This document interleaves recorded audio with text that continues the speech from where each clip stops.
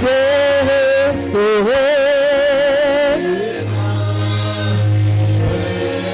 car tu sais restaurer.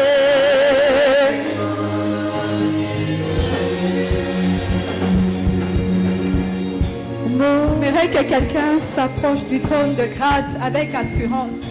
J'aimerais que quelqu'un reporte son cœur devant le Seigneur. On continue un peu avec la chanson. J'aimerais que quelqu'un s'approche du trône de grâce. Ce n'est pas un trône de justice, mais c'est un trône de grâce, afin d'obtenir miséricorde. Je ne sais pas qu'est-ce qui t'a poussé de venir aujourd'hui. Si c'est par habitude que tu es venu, je veux que tu cherches plus, que tu dises Seigneur, ce soir je veux une dose de plus. Je ne veux pas sortir comme je suis entré. Je veux une touchée de toi. Je veux une touchée de toi. Si une vierge peut fleurir dans une seule nuit, est-ce que ma vie ne peut pas fleurir dans une soirée? J'aimerais qu'un cœur s'élève et adore son Dieu.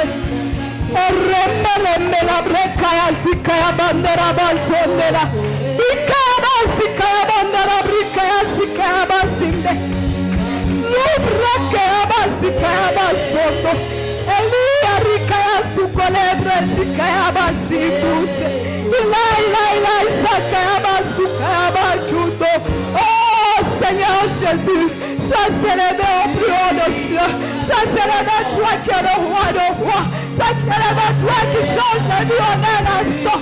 En un instant, tu changes nos vies. En un instant, Père éternel, tu nous donnes la joie, Père du Seigneur Jésus. En un instant, Papa, tu accompagnes tes années qu'on devrait la sauter. Père, sois béni. Sois béni, sois célébré. Éternel, Dieu vivant, à qui donc tu irions-nous? C'est toi qui as les paroles de vie et de vérité.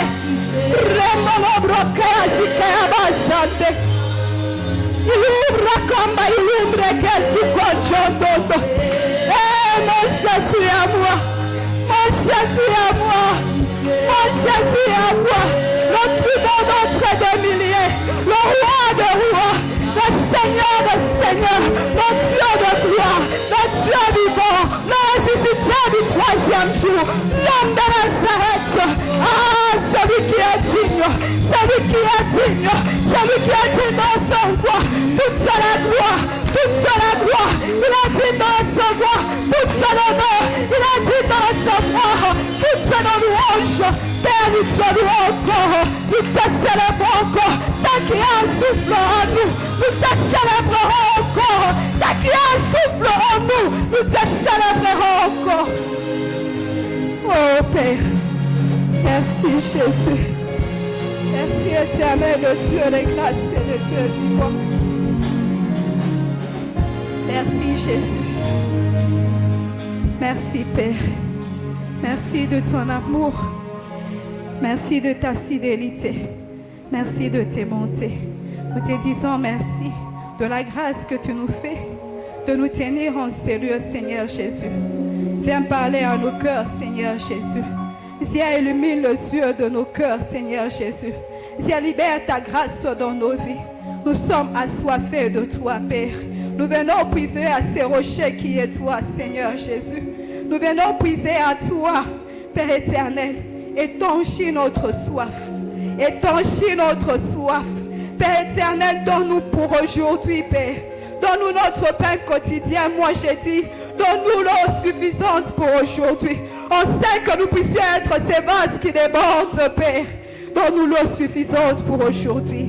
Merci, Père, de ton amour, de ta fidélité. Je me recommande à toi et à la parole de ta grâce.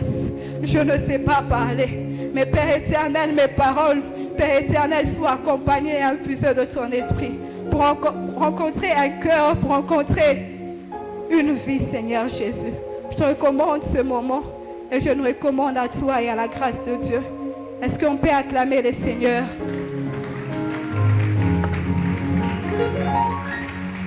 Je disais qu'on acclame le Seigneur. Tu acclames comme si tu acclamais ton voisin qui a une promotion. Je disais qu'on acclame Jésus, le ressuscité du troisième jour. C'est lui qui t'a racheté, c'est lui qui t'a donné la vie. Que le nom de l'Éternel soit béni. Que le nom de l'Éternel soit loué. En tout cas, je vais demander à tous ceux qui sont ici, avec tous les respects qu'on vous doit, beaucoup sont en congé après Beraka, comprenez. Est-ce qu'on peut venir de ce côté pour aider ceux qui prennent des photos à faire leur travail correctement? Si vous êtes derrière, si vous n'avez pas un enfant, si vous pouvez aussi vous avancer aux chaises de devant, afin qu'on aura plus de temples au niveau de devant. J'ai béni l'Éternel de la grâce qui m'est faite de pouvoir parler. De pouvoir parler aujourd'hui de sa part. Je ne peux pas commencer sans dire merci à Papa Paulin pour la confiance renouvelée à notre personne, afin qu'on parle au peuple de Dieu. Merci beaucoup, Maman Patti. Nous vous aimons et merci pour les conseils, merci pour la présence et merci pour le prière. Que le Seigneur vous récompense au centuple. Je dis merci aux administrateurs, Maman Chantal, Papa Carlos, et tous ceux qui sont attachés aux administrateurs pour le travail que vous abattez. Je dis merci à tous les bergers, bergers prédicateurs, bergers des départements, que le Seigneur vous bénisse pour le travail que vous accomplissez. Je dis aussi merci à tous les ouvriers et à toi qui es ici présent. Que le Seigneur te bénisse parce que plusieurs ont décidé de se reposer. Mais toi, tu as dit, je suis un soldat de l'Éternel et tu es venu jusqu'ici. Que le Seigneur se souvienne de toi d'une manière particulière. Sans plus tarder, nous allons aborder le terme du jour. J'espère qu'aujourd'hui, je n'aurai pas l'onction du débordement comme le berger Thierry mercredi, mais j'ai l'impression que ça risque de bousculer un peu. Et si je déborde, je vous prierai d'être juste un tout petit peu patient avec moi. Juste un tout petit peu, mais je ferai de mon mieux pour ne pas déborder. Tout le mois de janvier, on a été abondamment bénis. On a passé 30 jours devant la face de Dieu dans notre convocation solennelle où on nous a enseigné sur Jésus. C'est lui de qui il est écrit dans la loi, dans les prophètes et dans les psaumes.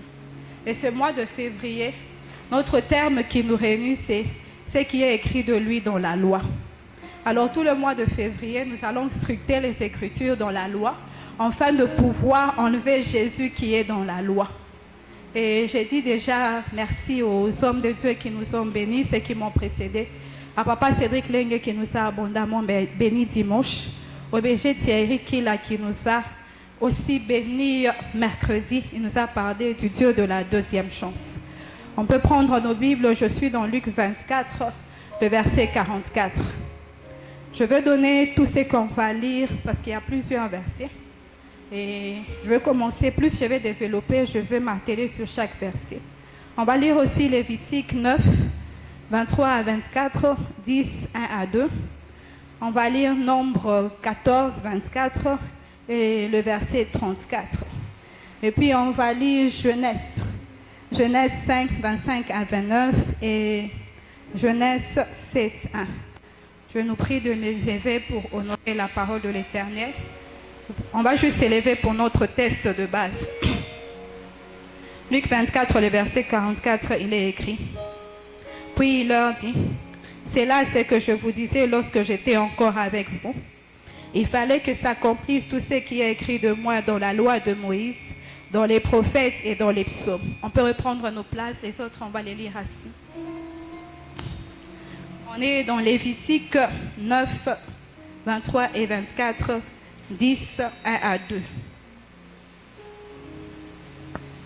Aujourd'hui, c'est un culte d'enseignement. J'espère que tu as apporté ton bloc-notes et ta Bible.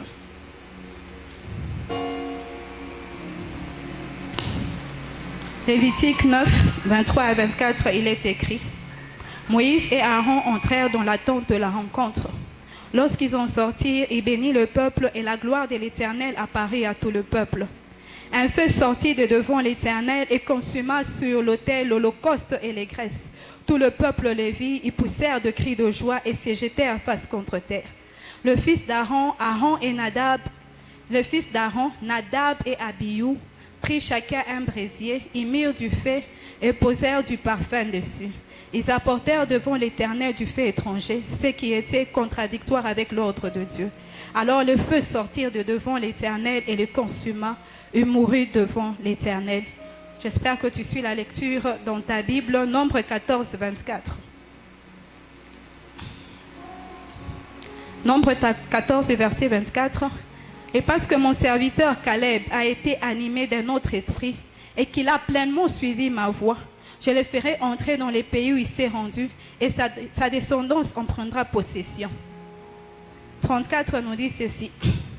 Selon le nombre de jours que vous avez mis à explorer les pays, c'est-à-dire 40 jours, vous porterez le poids de vos fautes 40 années, une année pour chaque jour, et vous connaîtrez ma disgrâce. Notre dernier verset du jour, c'est dans Genèse 5.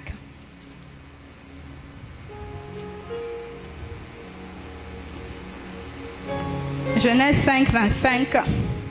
Il est écrit: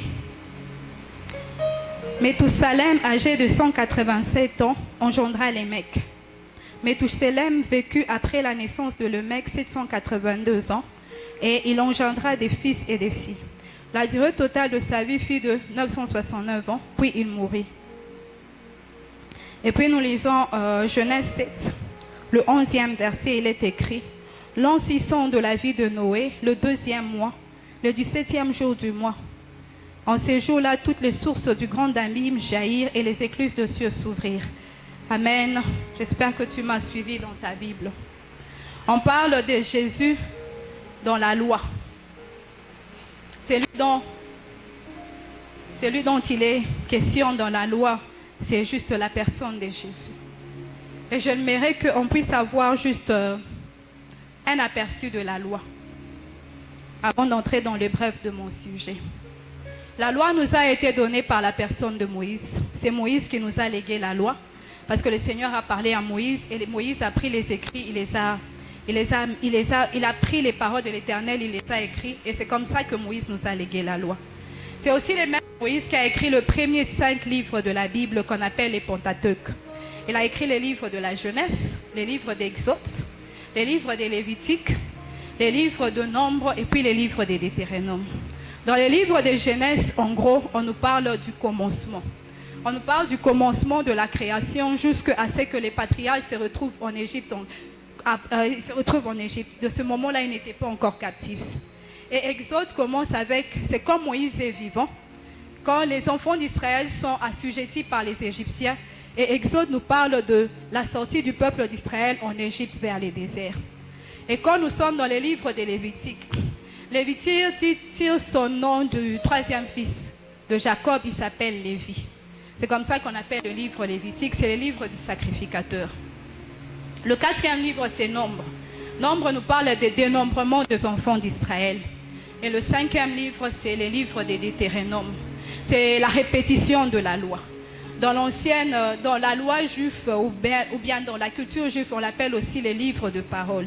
Et quand je suis dans Deutéronome, je vois Jésus. Quand Jésus est en train de répliquer au diable, quand il est tenté au désert, il répète les livres des Deutéronomes. Quand le diable vient, il lui dit: change cette pierre en pain. Il répète Deutéronome 8.3, il dit: il est écrit que l'homme ne vivra pas seulement de pain, mais de toute parole qui sort de la bouche du Seigneur. Et après ça, quand le diable vient le tenter pour lui dire: jette-toi du haut de la falaise, il répète un verset dans les livres de Psaume. Le Seigneur lui répète aussi dans les livres de Deutéronome 6, pour lui dire: tu ne tenteras pas le Seigneur ton Dieu.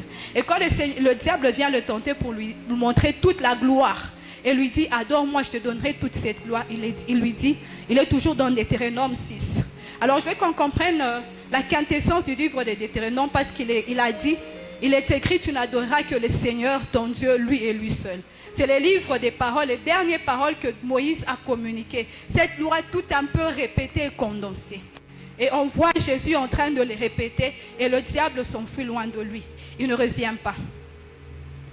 Et quand on parle de la loi est subdivisée en 3 parties. Il y a les lois civiques, il y a les lois cérémoniales et puis il y a les lois morales. La loi morale, c'est ce qu'on appelle la décapote, c'est les 10 commandements. Je crois que la majorité de nous connaissent quand même les 10 commandements. Les lois civiques, ce sont les statuts qui régissaient les enfants d'Israël. Et puis les lois religieuses, ce sont les convocations, les lois cérémoniales, ce sont les convocations religieuses où le Seigneur a tiré le peuple d'Israël dans sa présence. Et quand on parle de l'ancienne alliance, les sacrificateurs qui opéraient pendant l'ancienne alliance, ce sont les Lévitiques. Les sacrificateurs étaient descendants et fils d'Aaron et les Lévitiques étaient attachés à la sacrificature. Et dans les livres de Lévitique que nous avons lus, Lévitique 9, dans les livres de Lévitique que nous avons lus, c'est dans ces livres-là où les sacrificateurs, Aaron et ses fils, sont investis en tant que sacrificateurs. Quand vous lisez les livres de Lévitique, vous commencez Lévitique 1, Lévitique 2, Lévitique 3, jusqu'à 7. Le Seigneur est en train de parler à Moïse. Quels sont les offices du sacrificateur dans le sacerdoce? On parle de différents holocaustes qui doivent se faire. On parle de l'holocauste volontiers, on parle de sacrifice de communion, on parle du sacrifice pour le péché, on parle de sacrifice de l'expiation.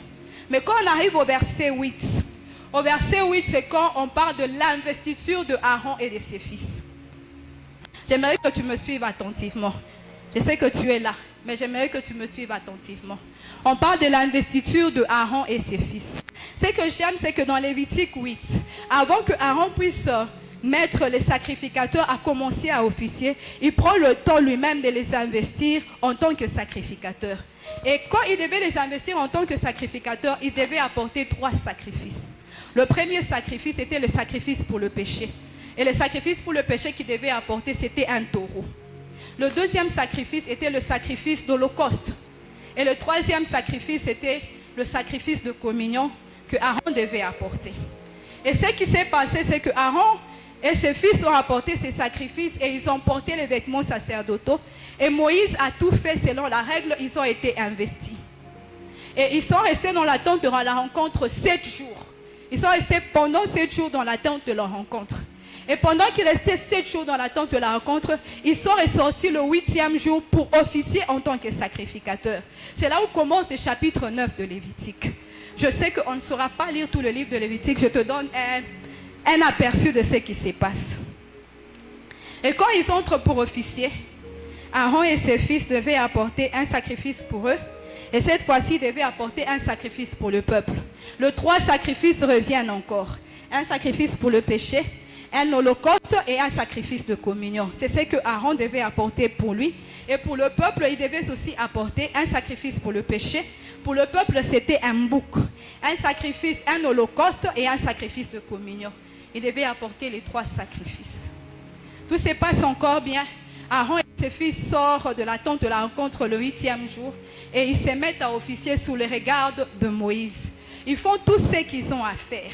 Et quand on est au verset 23 et 24, on voit que le Seigneur a agréé. Parce qu'on nous dit quand Aaron et Moïse sont sortis de la tente de la rencontre pour bénir le peuple, la nuée s'est posée là-bas. Et le Seigneur a fait sortir le feu du haut des cieux pour consumer lui-même l'holocauste. On comprend que quand Aaron et Moïse sortent, après que lui et ses fils aient commencé à opérer en tant que sacrificateur ou aient commencé à opérer officier en tant que sacrificateur, le Seigneur agrée la chose. Tout se passe encore bien. Mais dans le chapitre 10, le premier et le deuxième verset, c'est là où commencent les problèmes. Le fils d'Aaron, Nadab et Abihu, ils ont vu le feu sortir du ciel. Ce n'était ni Moïse ni Aaron qui ont allumé le feu. Ils sont partis, ils ont pris leur brésier, ils ont mis un parfum et ils ont allumé le feu. Et quand ils allument le feu, le Seigneur est en colère parce qu'ils n'ont pas obéi selon l'ordre de l'Éternel. Et ils meurent sur place. Dieu est-il injuste de frapper ses enfants sur le coup, sans leur donner une seconde chance? Non. Il a pris le temps de les enseigner dans Lévitique 1. Dans Lévitique 2, ils devaient assimiler la leçon. Mais ils n'ont pas assimilé la leçon et ils vont prendre un feu étranger pour amener ça devant la face de l'Éternel. J'aime ce qui est dit dans le livre de Jean. Jean 15, le Seigneur dit, « Je suis le cep, vous êtes le serment. Celui qui est en moi, je l'inonderai afin qu'il porte du fruit et du fruit en abondance. Mais celui qui ne porte pas de fruit, qui est en moi et n'obéit pas à ma parole, je vais les sécher et les jeter dehors. » Ça veut dire, il y a des morts que nous constatons dans nos vies. Non pas parce que nous ne sommes pas dans la présence de Dieu, mais parce que nous venons dans la présence de Dieu avec un feu étranger.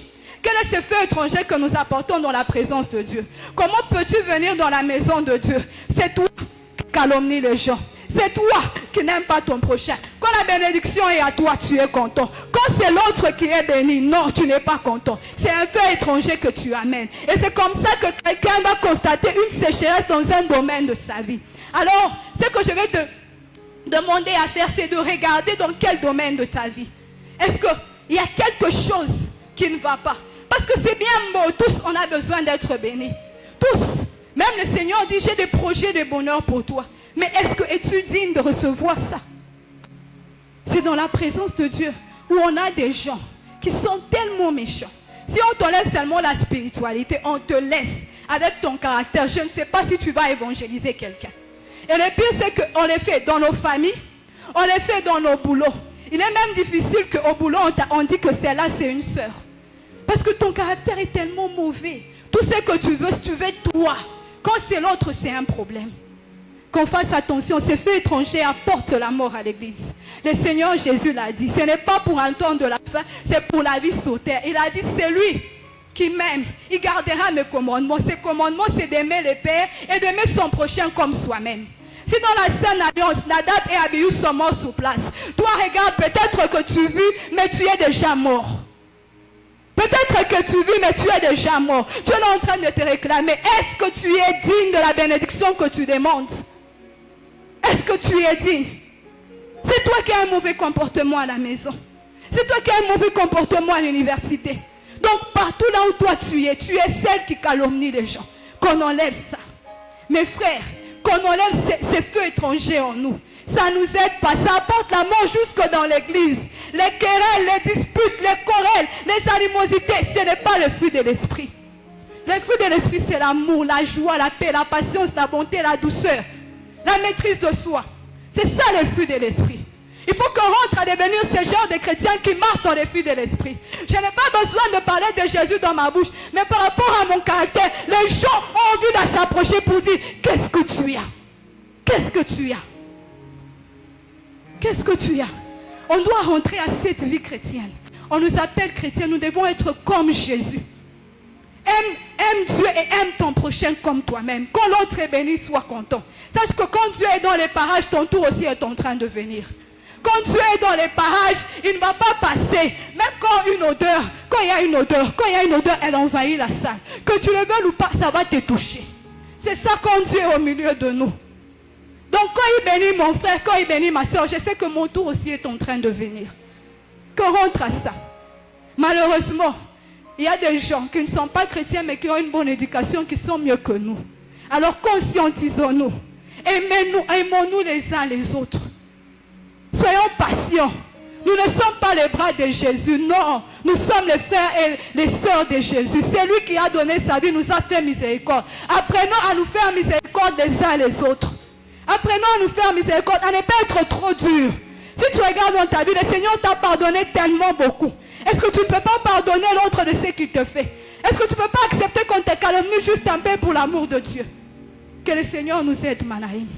Ce genre de choses, ça éteint le feu. Quand on demande le feu pour le réveil, ça prend beaucoup de temps. Mais ces petites choses-là apportent la mort. Qu'on les enlève d'abord dans nos cœurs. Seigneur, sonne nos cœurs. Enlève ces choses. Enlève ces choses. Donne-nous ta vie à toi. Parce que tu as vécu sur cette terre et tu as pu vivre. Donne-nous ta vie à toi. Ta vie à toi. Après ça, je constate que ces enfants sont morts sur place. On les a fait sortir. Quand je descends dans le verset 16, il y a quelque chose qui se passe. Je disais qu'il y avait 3 sacrifices qui devaient être apportés. Un sacrifice pour le péché, un holocauste et puis un sacrifice de communion. Le sacrifice pour le péché du peuple, les fils d'Aaron devaient le consumer. Ils devaient prendre les péchés du peuple, manger ça, consumer ces sacrifices pour les péchés. Le sacrifice de communion, la poitrine était dédiée à Moïse et les cuisses étaient dédiées à Aaron et à ses fils. Mais dans le verset 16, après que les fils d'Aaron sont morts, Moïse dit ceci, je veux le lire. Moïse chercha le bouc offert pour le péché. Voici qu'il était brûlé. Alors il s'irrita contre Éliazar et Itamar, les fils d'Aaron qui restaient, et dit, pourquoi n'avez-vous pas mangé la victime pour le péché dans le lieu saint? C'est une chose très sainte que l'Éternel vous a donnée, afin que vous portiez la faute de la communauté, afin de faire pour elle expiation devant Dieu. Mais Aaron explique dans les versets 19, il dit, voici qu'ils ont offert aujourd'hui les sacrifices pour les péchés et l'holocauste devant l'Éternel. Après ce qui est arrivé, s'ils avaient mangé aujourd'hui la victime, ils avaient mangé la victime pour le péché, cela aurait été bien aux yeux de l'Éternel. J'ai vu dans la version Thompson. Les sacrificateurs lévitiques, déjà à son investiture, il a des problèmes. Ça veut dire, vous avez apporté votre sacrifice pour les péchés. Vous l'avez donné à Dieu. Vous avez apporté votre offrande. Ok. Vous avez apporté votre sacrifice de communion. Mais quand il s'agit de nous, le peuple, toi et tes fils, vous n'avez pas mangé les sacrifices pour notre péché. Ça veut dire à l'investiture du sacerdoce lévitique, il y avait déjà un problème. Mais je connais un homme dont il est écrit dans les livres des Hébreux. Celui-là, il n'a pas eu de péché. On dit c'est un tel sacrificateur dont nous avons besoin. En lui, il n'y avait pas de péché. Il était digne. Et quand il est entré, il n'a pas eu peur pour sa vie. Il s'est donné lui-même en tant que péché. Il n'a pas eu peur pour sa vie. Donc les sacrificateurs, le sacerdoce lévitique déjà en son début, il avait déjà des problèmes. Quand on est dans les livres d'Hébreux, en tout cas aujourd'hui on va lire. Je peux répéter de ma tête, mais je veux qu'on les lise et qu'on aille pas à pas. Je suis dans Hébreux 10, le 4e verset.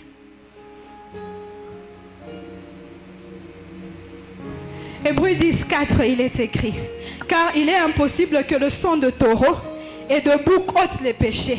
Le sang de taureau et de bouc, c'était qui était le sacrifice du péché. Mais quand il est entré dans le monde, il a dit, c'est pourquoi on entend dans le monde de Christ a dit, tu n'as voulu ni sacrifice, ni holocauste, mais tu m'as formé un corps. Tu n'as agréé ni holocauste, ni sacrifice pour le péché. Alors j'ai dit, mais voici je viens dans le rouleau du livre qu'il a écrit à mon sujet, pour faire ta volonté, oh mon Dieu. Ça veut dire Jésus, quand il est entré dans le monde, il a dit à Dieu, tu n'as voulu ni sacrifice ni holocauste, tu m'as fait un corps. Voici, je viens avec le rouleau dont il est écrit de ma part. Donc ces 3 sacrifices-là ne concernaient que Jésus. Et c'était Jésus seul qui a pu les accomplir à la perfection. Il est le sacrifice du péché. Parce que dans Ésaïe 53, on nous dit, le châtiment qui nous était réservé est tombé sur lui. Ça veut dire, toi et moi, nous avons péché. Mais lui qui n'était pas péché, s'est fait péché. Afin que toi et moi, nous soyons sauvés. Et au-delà de ça, il est cet holocauste qui a été agréé devant les pères. Quand l'holocauste a été agréé, quand l'odeur est arrivée au Père, c'est quand notre péché a été ôté. Il a vu qu'il était sans défaut. Il a vu qu'il était l'agneau digne. Il a vu qu'il était cet holocauste qui a été présenté. Si Aaron et ses fils n'ont pas ils n'ont pas voulu déjà à leur investiture à consommer les péchés, seul Jésus peut sauver. Parce que lui, il s'est donné. Il est le sacrifice du péché. Il est l'holocauste parce qu'il a dit, tu n'as voulu ni sacrifice ni holocauste. Ça veut dire, moi je suis devenu le sacrifice du péché que tu as agréé. Je suis devenu l'holocauste que tu as agréé. Et la communion de Jésus est plus grande que la cuisse et la poitrine. Parce qu'il dit à la Sainte Seine, buvez mon sang, mangez ma chair. Si ils prenaient juste la cuisse et la poitrine, Jésus nous a fait pas entrer en communion avec Dieu par son sang et sa chair.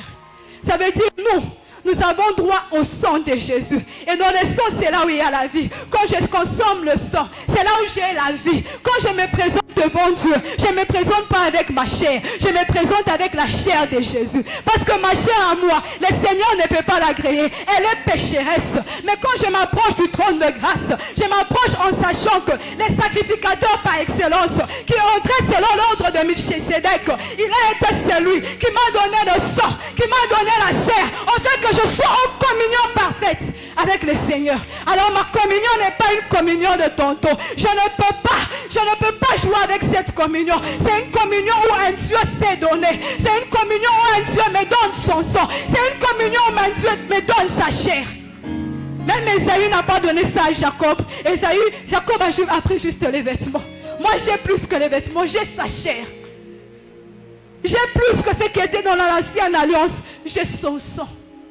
Ça veut dire j'ai la vie de Christ en moi. J'ai la vie de Christ en moi.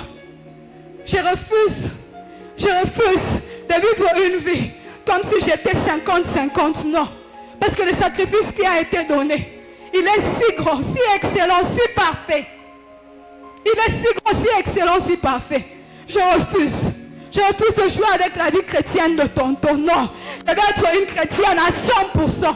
Si on se moque de moi, tant pis. Parce que je connais celui qui m'a sauvé. Je connais celui qui a donné sa vie pour moi. Et nul n'était capable de le faire. Même les Juifs dans l'ancienne alliance n'étaient même pas sauvés.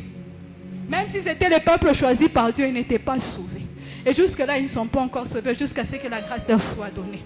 Alors moi, qui n'étais même pas juif, il y avait une inimitié qui me séparait. Mais je m'approche du trône de grâce avec une telle assurance. Parce que j'ai déjà obtenu miséricorde. Parce que j'ai déjà obtenu miséricorde.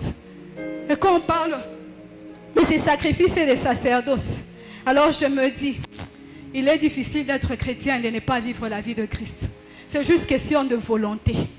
Parce que quand tu as le sang, tu as la vie de Christ. Quand tu as la vie, il est difficile d'avoir la vie en toi et de ne pas opérer selon cette vie. Il est difficile. Quand tu te rapproches du trône de grâce, j'ai dit non, moi je ne veux pas mourir. Moi quand je me présente devant mon Père, il a dit, quand vous allez garder ma parole, vous allez garder mon commandement. Tout ce que vous demanderez en mon nom, le Père va vous le donner. C'est dans ça qu'il y a la vraie bénédiction. Dans la vie de Christ. Et à mettre que ma vie soit compatible à celle de Christ. Pas à 40%, pas à 99%, mais à 100%. Parce que ce n'est pas moi, c'est Christ qui habite en moi. C'est Christ qui vit en moi. Ainsi, frères et sœurs, je comprends que avant d'être investi en tant qu'un homme ou une femme dans un domaine donné de la vie, il y a l'enseignement. Avant que les sacrificateurs Aaron soient investis, il y avait l'enseignement. Avant que Christ nous investisse comme un royaume, donc nous sommes un royaume des sacrificateurs. Il nous a enseigné. Et son enseignement, c'est garder ma parole. Car les 10 commandements s'en résument en ceci. Tu aimeras le Seigneur ton Dieu de tout ton cœur, de toute ton âme, de toute ta force, et tu aimeras les prochains comme toi-même. Alors ne bafoue pas la grâce de Christ. Ne la bafoue pas. Ne pense pas que non, ça va continuer toujours comme ça. Ça va aller, ce n'est pas mon message. C'est le message de mon voisin. Non, je parle à ton cœur. Je parle à ton cœur. Rentrons à ce qui est digne de foi. Rentrons à cette vie chrétienne digne de foi. Je vais aller vite pour ne pas pouvoir déborder. Nous sommes dans Nombre 14 et verset 24. Maestro, si tu peux m'aider, ta mélodie est en train de m'alourdir, s'il te plaît. Nombre que nous avons lu 14, le verset 24, il est écrit. Le Seigneur dit ceci. Parce que Caleb a été animé d'un autre esprit. Quand on lit l'ancienne alliance, on voit des hommes et des femmes. Si ce n'est pas leur vie, c'est les actes qu'ils ont posés qui reflétaient Christ. Le Seigneur parle, il dit Caleb. Parce que toi, tu étais animé d'un autre esprit. Caleb, il est parmi les 12 espions qui étaient allés explorer la terre promise. Ils sont allés à Cana, ils étaient à 12, ils sont rentrés. Je crois que Caleb ne fait que me donner des enseignements plus sur les lits. Quand Caleb et les 12 rentrent, Caleb et Josué donnent un rapport digne du Seigneur. Et les autres découragent le peuple. Et le Seigneur donne un témoignage de Caleb. Caleb, parce que tu as été animé d'un autre esprit. Je dis, Caleb, tu as été animé de quel esprit? Parce que dans l'ancienne alliance, c'est nous qui sommes des hommes, esprits. Parce que le Seigneur s'est donné et il nous a rachetés et nous avons été reconnectés dans notre esprit. Mais Caleb, dans l'ancienne alliance, le Seigneur lui dit déjà, tu as été animé d'un autre esprit. Si Caleb, dans l'ancienne alliance, peut être animé de l'esprit de Christ, à combien plus forte raison toi et moi? Parce qu'ils sont partis dans la terre promise. Ils ont vu des géants. Ils sont rentrés, ils ont dit non, c'est une terre qui dévore ses habitants. Ils ont dit on ne sera pas entré. Ils ont commencé à murmurer. Mais Caleb, il a gardé pleinement la voix de l'Éternel parce qu'il était animé du même esprit que le Seigneur. Le dimanche, on nous a parlé de la foi. La foi vient de ce qu'on entend. Le Seigneur avait parlé à toute la communauté d'Israël pour leur dire le pays que vous êtes en train d'aller, c'est un pays qui découle de lait et de miel. Un pays qui découle de lait et de miel.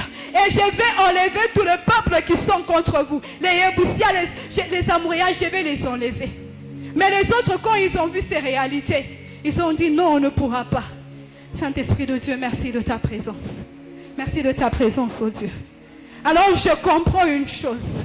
Pour garder les commandements de l'Éternel et les voies de l'Éternel, il faut avoir l'Esprit de Christ. Parce que si tu n'as pas l'Esprit de Christ, tu ne seras pas par toi-même. Quand tu vas voir les géants, tu vas commencer à regarder aux géants et tu vas perdre ta force. Mais l'homme qui a l'Esprit du Seigneur, il ne verra pas les géants. Il dira comme Caleb, c'est ça notre pâturage. Ces hommes n'ont plus d'ombrage. Les hommes qui n'ont plus d'ombrage, ça veut dire la mort est en train de les guetter. Ils n'ont pas de couverture et de protection. Je dirais à un homme et à une femme, le Seigneur a dit, parce que vous ne m'avez pas honoré. Le jour que vous avez fait en explorant le pays était 40 jours. Donc pour chaque jour, ça sera une année dans les déserts. Vous en avez fait 40, vous ferez 40 jours dans les déserts. Tu as fait 30 jours dans la présence de Dieu. Beraka. Tu as fait vraiment 30 jours. Mais si tu n'as pas le même esprit que le Seigneur, je te dis ton cas est grave. Parce que la perte est grandiose. Mais celui qui a le même esprit que le Seigneur, a les choses que tu vas récupérer sont grandioses. Les choses que tu vas récupérer sont grandioses. Alors je te dirai, les paroles qui ont été libérées, prends-les comme si. Les paroles qu'on a données du haut de la chair, prends-les comme si. Et marche avec l'esprit de Christ. Parce que c'est avec cet esprit de Christ qu'on sort dans Meraka. On voit les réalités, on dit Dieu, non, tu as dit c'est l'année de l'abondance surnaturelle. Je ne sais pas comment ça va se faire. Je vois les troubles, je viens de 30 jours de prière. Comment cela se fait-il, oh Dieu? Mais j'ai dit en moi-même, non. J'ai le même esprit que Christ. Il a dit il va le faire. Il a dit il va le faire. Il a dit il va le faire. J'aime ceci. Et Aravazia que la isonde la zia kulombe kazia visa. Il ombre ka isombe la kizukubunje konkela. Lebrezia isonde. J'aime ceci. Le Seigneur, quand il parle à Abraham, il dit ta descendance va descendre en Égypte. Et pendant 400 années, ils seront en captivité. Mais quand je descends dans les livres de Exode, je constate ceci. 390 années, Moïse est prêt pour sortir. Moïse est prêt pour sortir et il fait les choses pas correctement. Mais il pense que ses frères vont le comprendre pour faire sortir les enfants d'Israël d'Égypte. Mais malheureusement, il tue un Égyptien et il doit s'enfuir dans les pays de mendiants.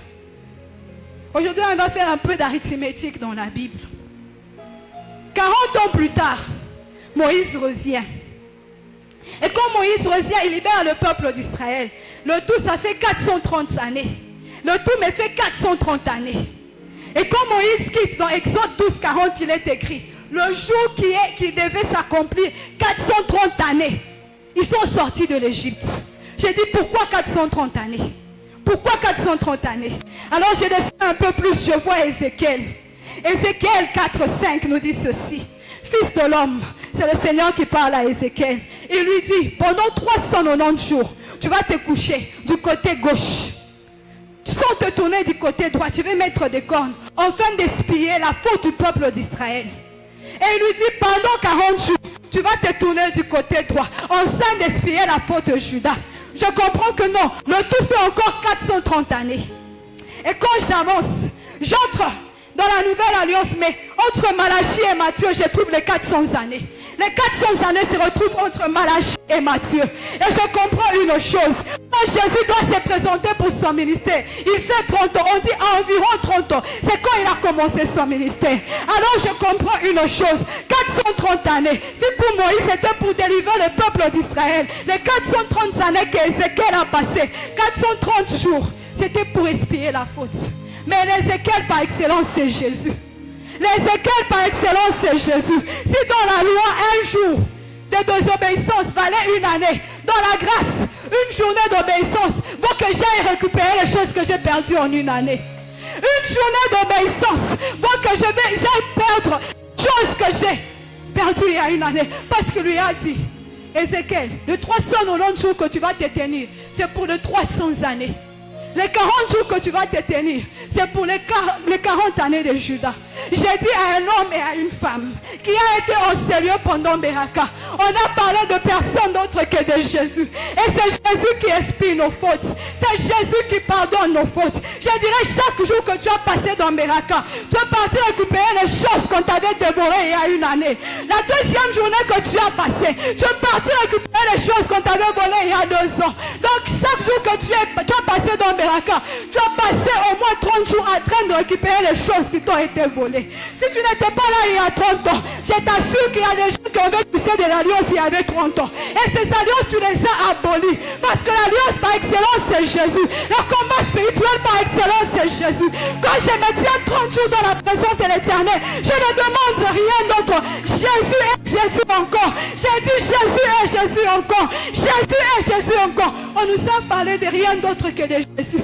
Ça veut dire, tout ce que tu as perdu il y a 30 années, t'ont été restitués. Chacun selon le nombre des années, de jours qu'il a passé. Mais sache que cela t'ont été restitués. Et ce qui est glorieux dans ceci, c'est qu'il dit à Caleb, toi tu vas entrer en héritage de ces terres. Caleb, tu vas entrer et tes descendants seront héritiers. Ça veut dire jusque-là, s'il y avait des promesses qui planaient sur ta famille, je disais toi tu vas entrer. Je disais que toi tu vas entrer. Je disais que toi et tes enfants, toi et cette nouvelle génération que tu as engendrée, vous ne serez pas comme Abraham qui était immigrant dans un pays pour lequel il a juste demeuré sous les tentes. Mais toi tu seras héritier de cet héritage. Tu seras héritier de cet héritage. Je disais à un homme et une femme, je disais que tu seras héritier de cet héritage. Je suis sûr que dans cette lignée, il y a des bénédictions. Il est le Dieu de toutes les familles de la terre tirent la force en Jésus. Et toi, à partir de toi, tu commences à posséder ces héritages. Et pendant que j'ai préparé ceci, il y a quelque chose qui me dérange. On est Congolais comme si on n'était pas. Non.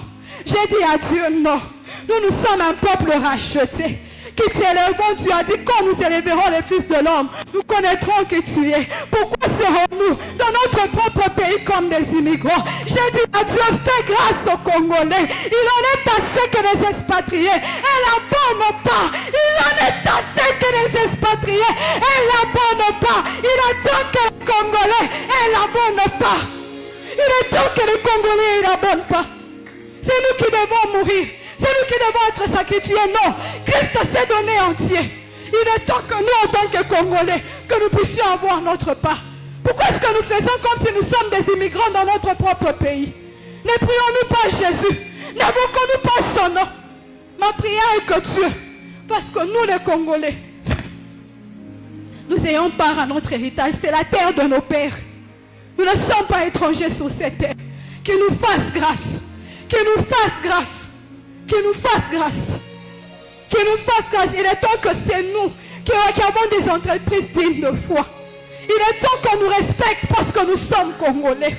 Il est temps qu'on nous respecte parce qu'on est Congolais. On est fiers de dire je suis Congolais. Seul Dieu peut le faire. Seul Dieu peut le faire. La troisième personne que j'aimerais qu'on parle, c'est la personne de Noé.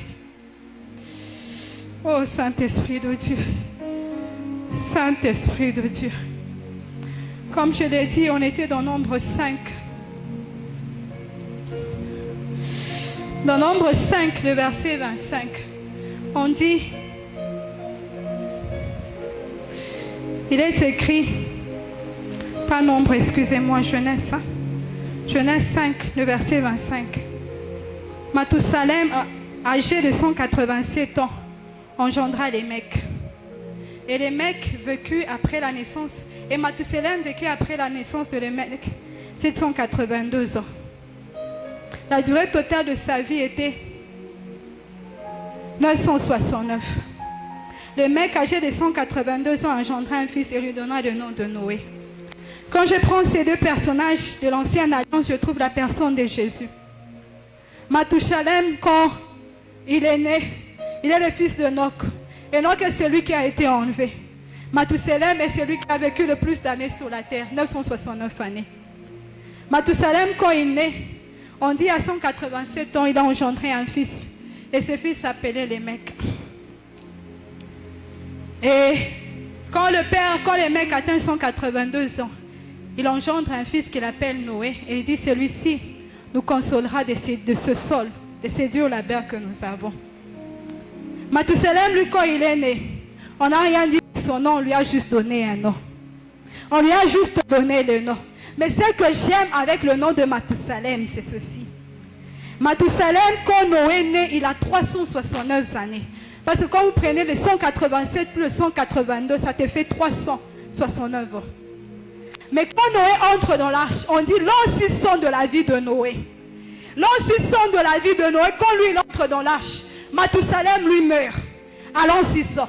Ça veut dire qu'il avait à cette année-là 969 ans. Le nom de Mathusalem signifie ceci. Sa mort apportera le jugement. Sa mort apportera le jugement. Quand je prends la personne de Mathusalem, je prends la personne de Noé. Quand je les mets ensemble, je vois Jésus. Quand Jésus est présenté au temple, Siméon dit, celui-ci est là pour la chute et le règlement de plusieurs. Les jugements pour ceux qui ne croient pas en lui. Les règlements pour ceux qui ont cru en lui. Si Mathusalem, par sa mort, il a porté le jugement et il y a eu un des juges. Quand la mort de Jésus-Christ a apporté le jugement pour ceux qui n'ont pas cru en lui, ça veut dire leur chute. Mais nous qui avons cru en lui, nous nous sommes protégés comme dans l'arche de Noé. Nous avons eu la consolation. Non la consolation de la terre, mais la consolation de nos âmes. Parce que nos âmes étaient malades et pécheresses. Mais en Jésus, nous avons obtenu la vie. Ça veut dire le jugement est dehors. Il y a un déluge dehors. Mathusalem, sa mort apporte le jugement. Il y a le déluge dehors. Je vous dis, dans cette vie, il y a le jugement dehors. La vie, c'est dans l'arche. Et l'arche de Jésus, c'est la croix de Golgotha. C'est la croix qui sauve. Il n'y a aucun autre qui sauve que la croix. Il n'y a aucune autre protection par rapport au déluge qui s'est retrouvé dans l'arche de Jésus. Si les gens, pendant les temps de Noé, devaient se retrouver dans l'arche de Noé, nous devons nous retrouver dans l'arche de Jésus-Christ qui est la croix de Golgotha. C'est en cela que nous avons la vie. C'est en cela que nous avons la vie. Le jugement est dehors. Dehors, il y a des tempêtes. Dehors, je peux être inondé. Dehors, je vais crier, non, on ne va pas ouvrir les portes. Mais en Jésus, quand j'écris, il dit, quiconque croit en moi sera sauvé. Quiconque vient à lui, il est sauvé. Quiconque vient en lui, il est sécurisé. Si Noé a pu sauver seulement 8 personnes, Jésus-Christ, par sa mort, a sauvé le monde entier. Il suffit que tu crois. Il suffit que tu l'acceptes comme Seigneur et Sauveur. Et tu es sauvé. Et tu es sauvé. Dehors, il y a le jugement. La vie, c'est en Jésus.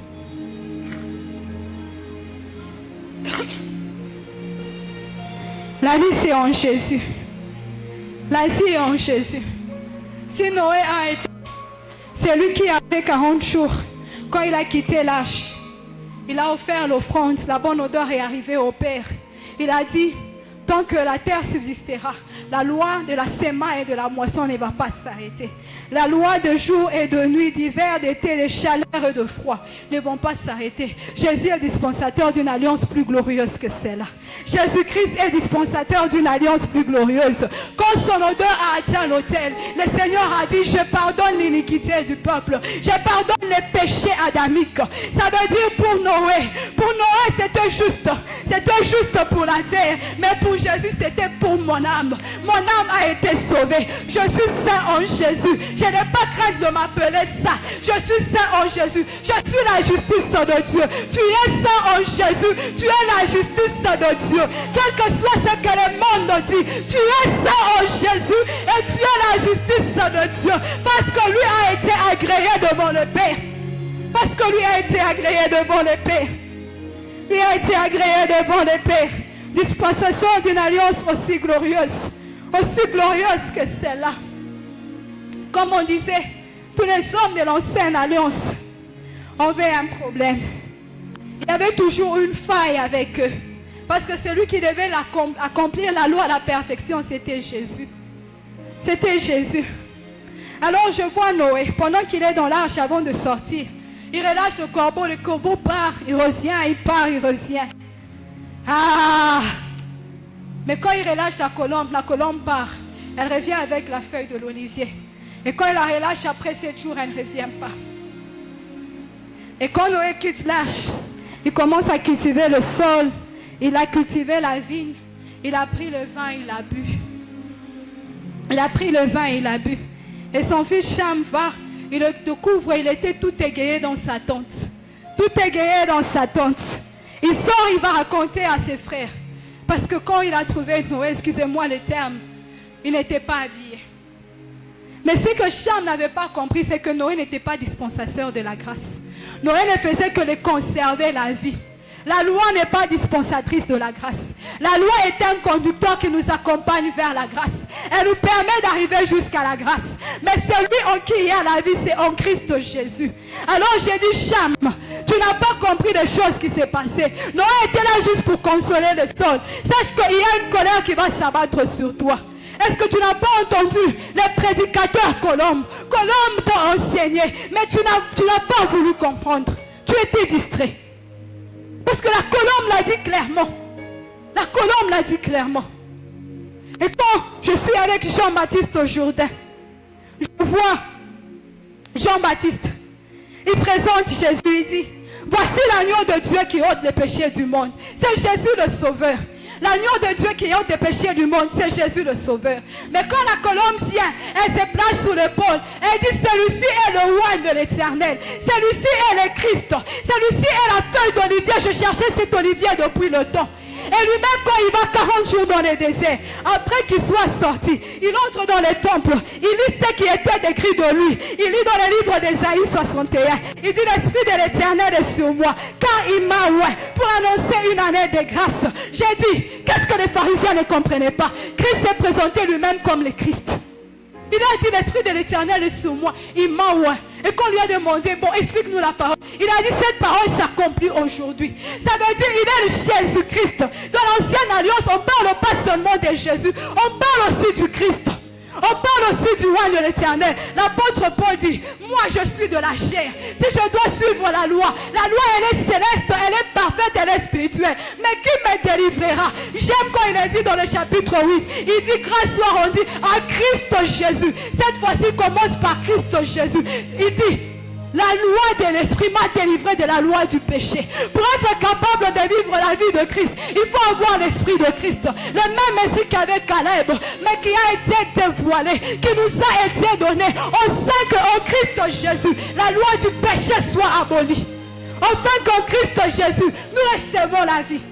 Et quand je descends plus loin, je vois les véritables Cham qui sont. Les véritables Cham dans la nouvelle alliance. Il s'agit de Pierre. Si Noé avait pris le fruit de la vigne et il a bu, s'est enivré dans sa tente, quand Jésus a répandu de son esprit, on a dit, ne vous enivrez pas de vin, mais soyez ivres du Saint-Esprit.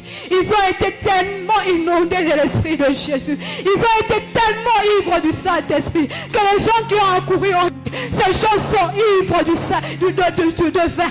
Pierre devait se tenir comme des véritables Cham et sortir pour dire, ces hommes ne sont pas ivres du vin. Mais c'est ce qui a été promis dans les livres de Joël. Ça veut dire l'esprit est disponible pour tout homme et toute femme qui se disponibilise au sein de vivre la vie de Christ. Si je veux la vivre par moi-même, je ne saurais pas. Il faut l'esprit de Christ en moi. Et cet esprit ne doit pas être à une mesure calculée. Elle doit être sans mesure. On sait qu'elle déborde. Et quand elle va déborder, les hommes vont venir pour dire, homme frère, que devons-nous faire? Les hommes ne peuvent pas venir quand le Saint-Esprit est juste à ce niveau. Il doit déborder. Il doit déborder. Il doit déborder. Et quand il déborde, on est dans cette célébration. Si Cham, lui, il a eu la malédiction, ce peuple a obtenu le salut ce jour-là. Ce peuple a obtenu le salut ce jour-là. Je disais que l'Esprit de Christ sans mesure puisse être sur toi. Parce que tout pleinement nous l'avons en Christ. Il donne l'esprit sans mesure. Comme Thierry l'a dit mercredi, il n'est pas jaloux quand tu débordes du Saint-Esprit. Il dit, ils feront plus que moi.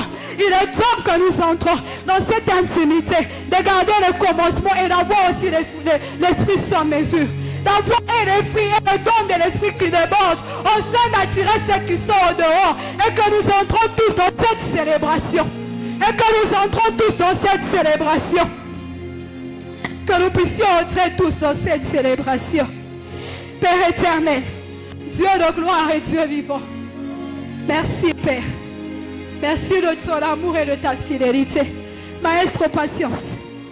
Patience. On va monter tout à l'heure. Je sais que l'atmosphère est déjà favorable. J'ai essayé de faire de mon mieux pour ne pas déborder. La quatrième personne que je vais parler aujourd'hui, c'est moi. La quatrième personne dont je vais vous parler, c'est moi. J'espère avoir les bons mots. J'ai reçu le Seigneur Jésus, j'avais 8 ans. Pour certains, ils se diront c'est trop tôt. Mais j'ai toujours dit, si quelqu'un a la capacité de comprendre la croix de Golgotha, il a la capacité d'être sauvé. Et quand j'ai reçu le Seigneur Jésus, j'ai prié beaucoup. Je crois que cela même a commencé le ministère de l'intercession. Mais je n'ai pas eu la même grâce que Samuel. Parce que Samuel, quand il ne comprenait pas, Élie était là pour l'expliquer.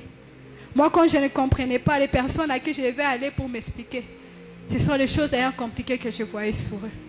Et à l'âge de 10 ans, je me suis dit en moi-même, Mironde, tu vois beaucoup de choses compliquées parce que tu pries beaucoup. On va diminuer la dose de prière.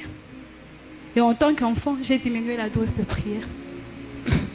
Mais Dieu merci, j'étais toujours dans sa présence. J'ai reçu mon baptême un peu plus tard. Et puis après, je me suis retrouvée à l'université. Je suis à ma dernière année de l'université.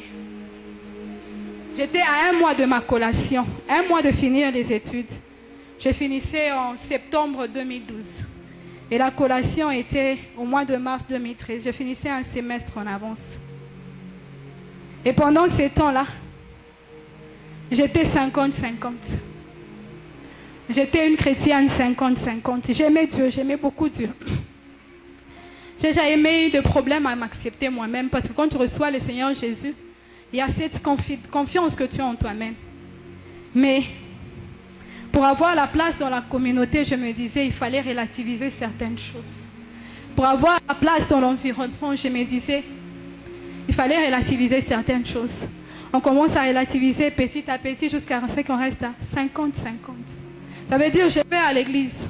Ça veut dire j'ai pris. Mais ça veut dire aussi quand on m'appelle et on me dit il y a une sortie, je sors aussi. Et je me rappelle, j'ai fait l'université dans une église, dans une université adventiste. Le culte était samedi, on est parti au culte. Je ne me rappelle pas de la prédication du prédicateur. Mais ce que je sais, c'est qu'il a fait un appel à l'autel. Il a dit, ceux qui voient que leur vie chrétienne sont à 50-50. Exactement ce que je savais. Passer devant pour une prière. De là où j'étais, d'habitude on ne faisait même pas d'appel à l'autel.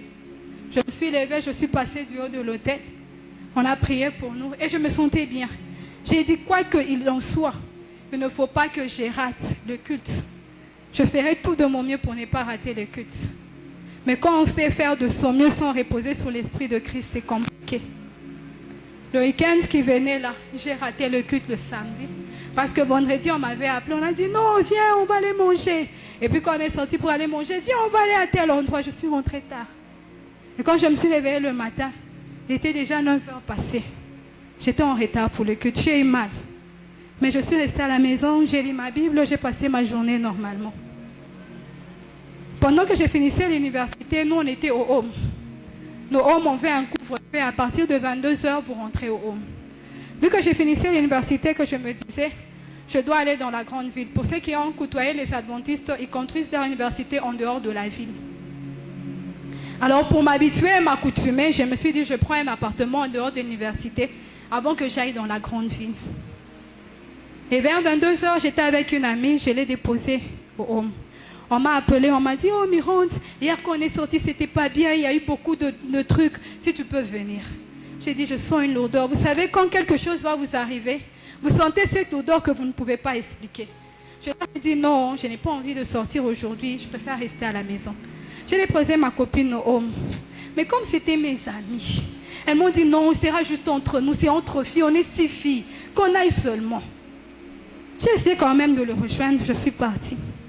Peu s'en est fallu. Peu s'en est fallu. Je suis partie, je les ai rejoints. Je préfère encore quand il y a les garçons, parce que quand il y a les filles, c'est les délires au plus haut point. On est resté là de 22 h à minuit. On rigolait, on échangeait. Il y a des choses qui se faisaient là qui ne sont même pas dignes que je puisse en parler. Mais on était juste entre filles. Vers minuit, quand on a signé, on a dit, bon, les autres voulaient rentrer, les autres disaient, non, on rejoint les autres, ils nous appellent et tout ça, faisons quand même la paix et tout ça. Avant d'aller les rejoindre, on est rentré dans les campagnes dans lesquels j'habitais. Les 4 filles ont eu juste envie d'aller nager à minuit. Je ne sais pas quel délire c'est là. Elles sont parties dans la piscine nager. Je me rappelle être assis juste au bord de la piscine. Il y avait une amie et moi là. Et le Saint-Esprit, j'ai entendu une voix douce venir me dire, enfant de l'Écodine, qu'est-ce que tu fais ici? Ces choses qui se font ici ne sont pas dignes de toi. Et je vous assure, ce qui se faisait là n'était même pas digne du Seigneur. La voix était douce, mais je pouvais l'entendre clairement. Clairement, je l'entendais. Je lui ai dit, après ici, je rentre à la maison. Mais quand le diable vous a déjà visé, c'est compliqué. Quand je lui ai dit juste après ici, je rentre à la maison, la voix est partie. Mais après là-bas, je ne suis pas rentrée à la maison. Il y a eu une distraction sans pareil. Les gardiens sont venus. Il était interdit d'énergie après certaines heures. Et vu que les gens étaient dans la piscine à minuit et que nous, on habitait dans ces compounds, il fallait qu'on fuit. Et dans cette fourrure, on a dit, on a échappé aux gardiens, on rigolait et tout ça. Les autres ont dit, on a une faim. On part chercher de la nourriture un peu en dehors. On s'est retrouvés, on est parti. De là où j'étais, on roulait les motos. C'est pas comme vos motos. J'avais une belle Honda automatique noir-rouge. Une très belle Honda. On roulait des motos. La fille avec qui je roulais, elle m'a dit, non, j'ai laissé des gens à la maison, je préfère rentrer. Je lui ai dit, il n'y a pas de problème. On est parti. Arrivé là où on était, on riait. Et quand on est sorti, les gars se sont fâchés. Ils nous ont repérés. Et ils ont grondé ceux qui n'étaient même pas là. Je disais, quand le diable vous a dans son collimateur, c'est compliqué d'échapper. À moins que vous soyez sensible à la voix de l'esprit.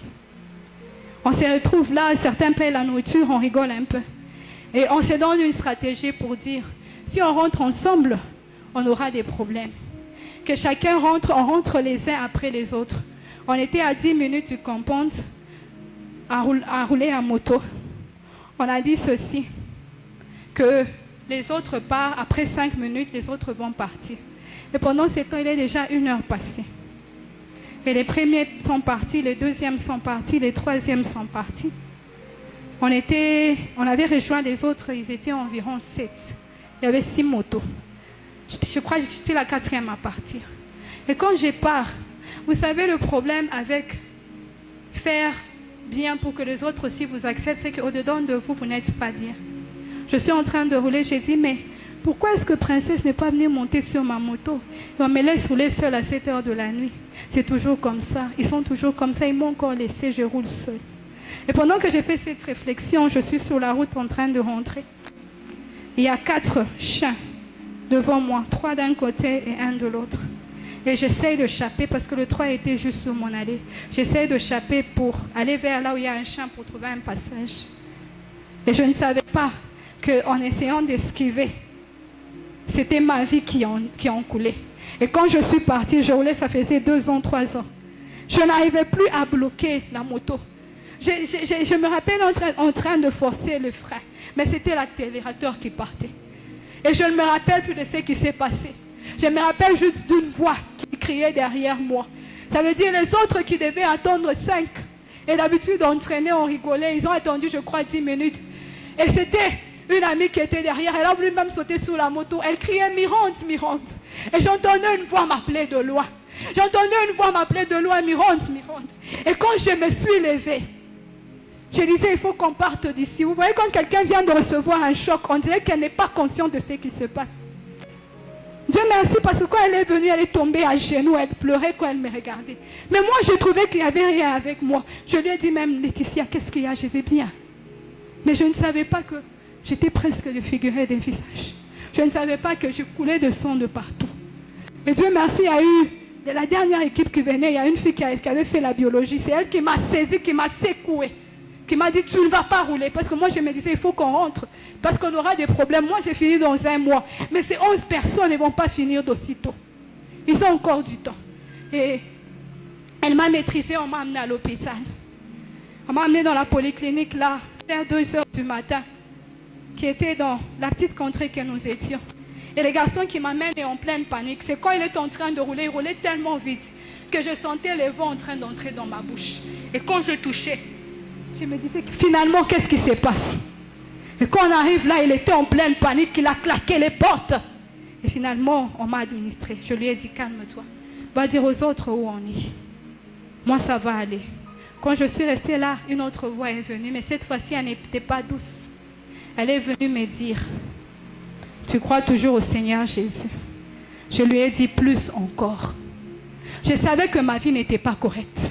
J'étais un pied dedans, un pied dehors. Mais ce n'était pas parce que le jugement était tombé sur moi que je ne croyais pas au Seigneur Jésus. Ce n'était pas parce que le jugement m'avait atteint. D'ailleurs, il m'avait épargné parce que le salaire du péché, c'est la mort. Il m'avait épargné de la mort et il m'avait accordé la vie. Et je lui ai dit encore plus. Et je crois que c'est depuis ces jours-là qu'il est en guerre avec moi. Et les choses se sont passées telles que on m'a structuré parce que c'était divisé carrément. Vous savez, ici au Congo, nos médecins sont généralistes. Là-bas, ils sont plus spécialistes. Donc, les chirurgiens se sont juste focalisés sur la blessure, la traiter. Et ce que je ne savais pas, c'est que après une semaine, ma mère est venue, j'ai quitté les traitements. Quand je suis rentrée à l'hôpital, ma mâchoire avait déjà bougé. Quand j'ai fait l'accident, la mâchoire était sortie de sa cavité et partie dans une autre cavité.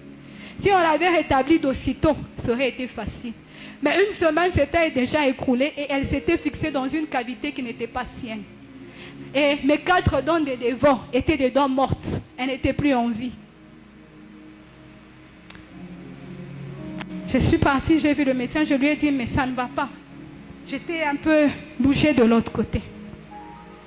Elle me recommande à l'autre hôpital, là où il y avait les dentistes. Dieu merci, on a finalement trouvé un hôpital où on pouvait me traiter. J'ai fait 1 mois. 1 mois, je ne mangeais pas presque. C'est pour cela que quand je jeûne sans mesure. Je ne pouvais que manger à ces petits coins. Parce que la bouche ne peut pas s'ouvrir. Et quand on devait enlever la mâchoire de la cavité pour la remettre, ça a été très douloureux.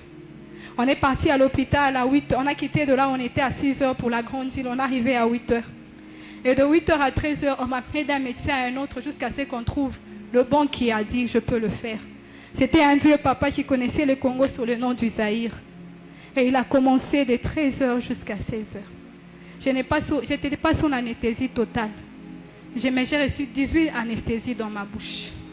Et je vous assure, ces jours-là, j'ai dit, la mort est mieux que cette douleur. La mort est mieux que cette douleur. Et je me rappelle, le médecin, quand il est arrivé à la fin, il a d'abord laissé, il s'est tenu la main dans la tête. Je me rappelle avoir dit à Dieu, prends-moi seulement. Tellement c'était douloureux. Et une nouvelle histoire venait de commencer avec moi. J'ai fait ces traitements-là pendant 1 mois. J'ai pu finir mes examens. Mais les traitements tout le long pour qu'on rétablisse les structures de dents, qu'on implante entre dents, a fait 1 année et 2 mois. C'est terminé en 2013. Et les amis pour qui je m'étais dit, je sors. Vu qu'on n'était plus dans les mêmes esprits, on dit, elle exagère, tout le monde fait des accidents. Pourquoi est-ce qu'elle s'est pris chrétienne maintenant? Mais j'avais déjà compris que j'avais reçu une 2e chance. Et je ne pouvais plus la cacher. C'était Jésus et Jésus seul. C'était Jésus et Jésus seul. C'était lui. Une compromission. Et ils m'ont tous quitté sans exception. Sans exception. Je suis allée à la grande ville. La collation s'est passée, j'ai commencé ma maîtrise. Le fait d'avoir passé 6 mois avait fait de moi une chrétienne absolue. Un jour avec les collègues, on finit. C'était un samedi, c'était là où je faisais la spécialisation. Ils disent non, le prof n'est pas là, allons manger. Il était 14 heures, on a mangé, on a discuté. Je crois qu'on était au nombre de 8.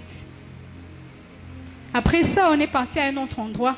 Là, ils regardaient les matchs, on est parti, on a mangé. Mais quand il était 22 heures, j'ai regardé 22 heures à ma montre, c'était samedi.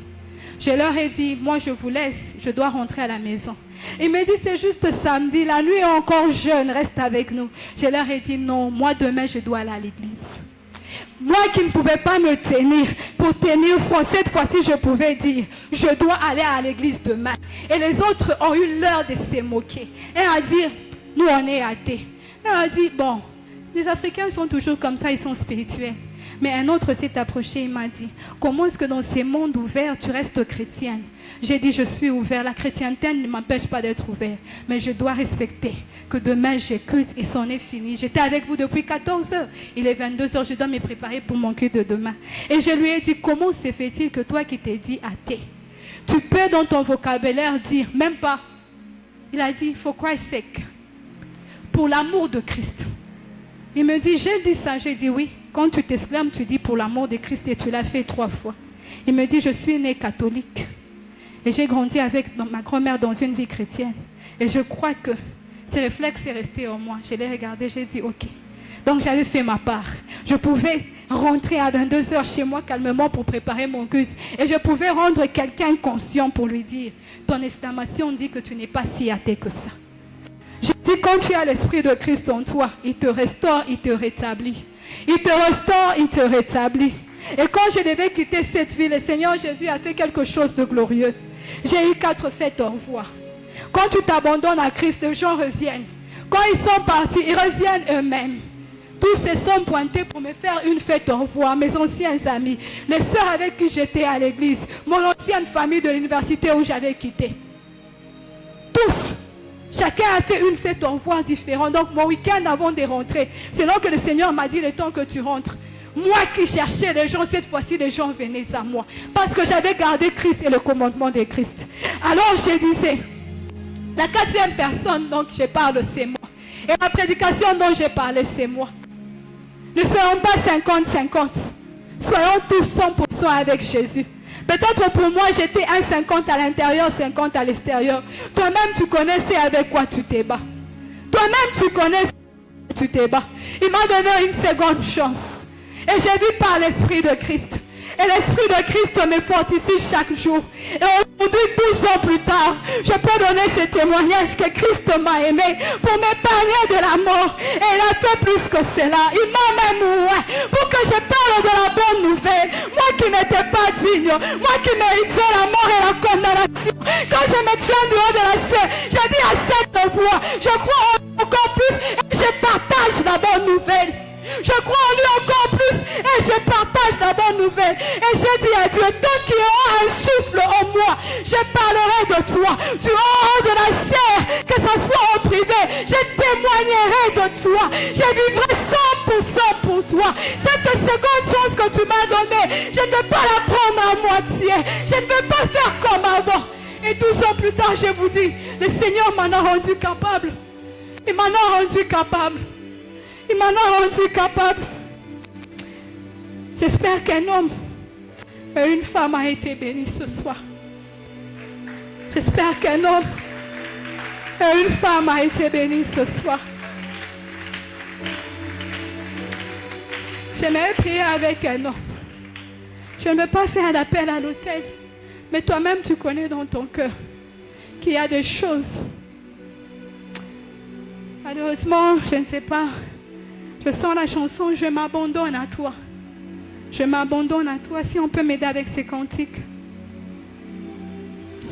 Quand on s'abandonne au Seigneur, il est là, il est présent, il ne nous abandonne jamais. Et il dépose son esprit sur nous, qui nous donne la capacité de vivre selon lui. Je paye toujours les pots cassés parce que mes dons ne sont pas des dons définitifs. Chaque 10 ans à 15 ans, je dois retourner à l'hôpital pour qu'on puisse les fixer. Je ne sais pas, peut-être pour toi, tu n'auras pas une deuxième chance. Ce message était un message d'interpellation, d'arranger sa vie, de remettre sa vie en ordre, de remettre sa vie en ordre. Je disais, en dehors, il y a le jugement. Moi, le jugement m'a presque frôlé. Je ne sais pas pour toi. J'aimerais prier avec quelqu'un qui dit ce soir, Seigneur Jésus, je m'abandonne tout à toi. De moi-même, je suis incapable. De moi-même, je ne saurais pas. Mais tout à toi, je m'abandonne. Tout à toi, je m'abandonne. Tout à toi, je me confie. On sait que toi est ta vie. Et par ton esprit, je sois capable de vivre ta vie. Je sois capable d'apporter l'impact